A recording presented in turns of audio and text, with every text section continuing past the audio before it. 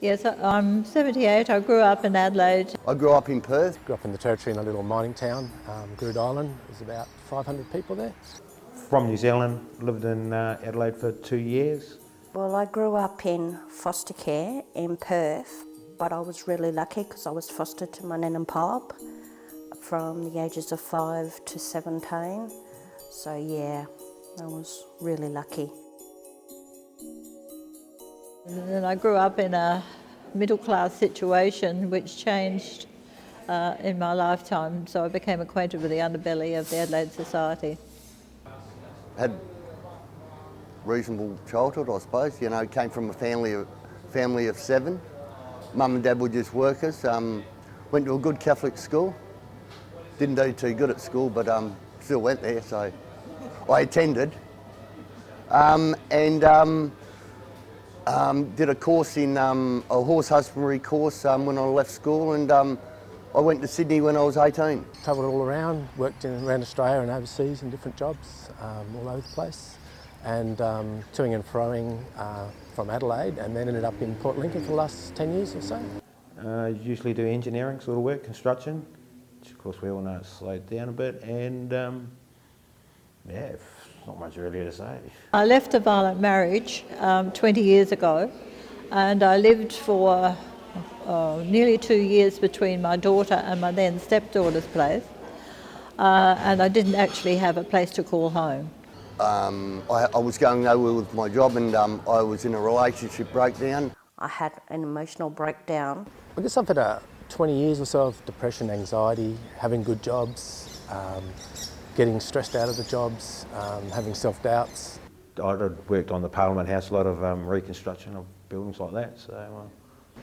Running away, going interstate, getting another job, starting there, getting promotions, getting a good job, self-doubts, in between medication, not medication, drinking, sort of self-medicating with alcohol, I guess, and just losing contact with family, losing contact with friends. Very, very much crept up me financially. I had saved something like 6 months worth of money because I knew that I didn't. I had a big gap between work, and then this sort of all evolved, and by the time I actually got to the point of the situation, I basically had no money left whatsoever.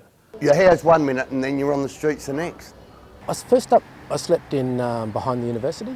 There's a sports ground and a greenkeeper's hut over near Adelaide Oval, so I stayed there for on and off for a few weeks. Well, I stayed with my daughter, who was then at Kapunda, and my stepdaughter, who was in a unit in Adelaide. So I ended up in a caravan park.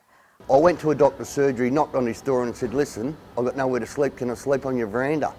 And I was there for 3 years. Did you feel safe? Definitely not. You didn't feel safe? No. I felt safe because I generally hid away. Yeah, I did feel safe, yeah, very safe, yeah. Yeah, I didn't have an incident there. Oh, I probably 98% of the time I feel safe. I mean, mainly because I spend a lot of time ensuring the area is safe, just by surveillance, whatever, and a lot of research.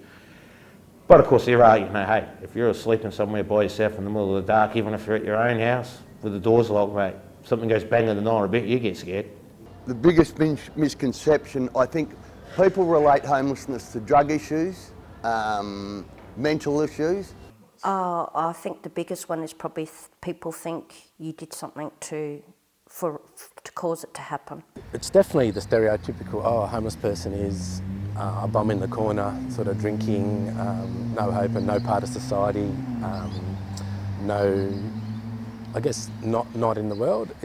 There's such a diverse range of people, really smart people, hurting people, troubled people, people with all kinds of mental illnesses, addictions, but there's an amazing talent pool of really nice, loving people within the homeless group.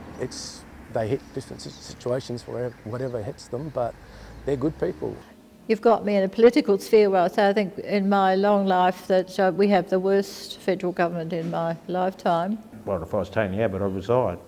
And the welfare cuts behind the scene are horrendous.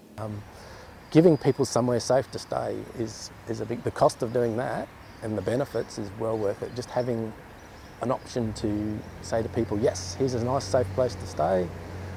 Here's food, whatever can take place after that. But people just need somewhere safe to be home and to call, I guess to give a sense of pride and ownership, I think.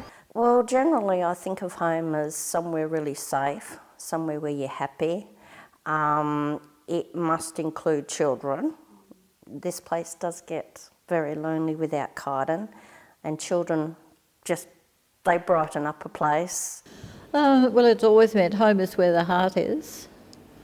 Home, as distinct from house, is a place of safety, and it's a place of belonging, and a place where you can creatively grow.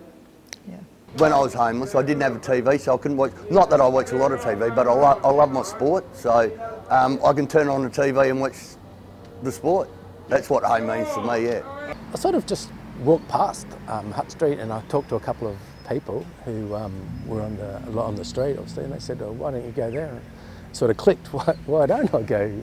Every morning, when I was homeless, every morning I could have a shower here, have a meal. This started to be my social interaction, which is a huge thing. I access, from time to time, different services.